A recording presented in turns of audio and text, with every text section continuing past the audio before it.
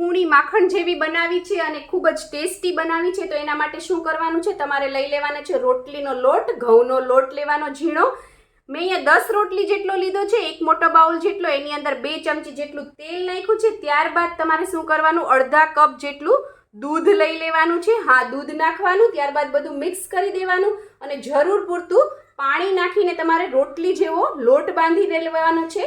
આ રીતે જો તમે દૂધ નાખી અને લોટ બાંધશો તો લોટ છે અને આની રોટલી કરશો તો રોટલી એકદમ સોફ્ટ થશે, એકદમ સુવાળી થશે, લાંબા સમય સુધી સોફ્ટ રહેશે, ટેસ્ટી રહેશે ને એકદમ સફેદ બનશે. આવી જ લોટ બંધાઈ ગયા પછી લોટને આ રીતે કોઈ વાસણથી છે કવર કરી દેવાનો. જો તમારી પાસે ટાઈમ હોય તો અડધી કલાક સુધી રેસ્ટ આપો, ન હોય તો 10 થી 15 મિનિટ રેસ્ટ આપવો જ, તો જ રોટલી સરસ બનશે. અને ત્યારબાદ રેસ્ટ આપ્યા પછી તમે આને ખોલીને થોડું માથે અડધી થી પોણી ચમચી જેટલું તેલ નાખી અને આને સરસ આ રીતે મસળી લેવાનો છે. જો ત્યારબાદ આની રોટલી કરશો તો ખૂબ જ સરસ રોટલી બનશે.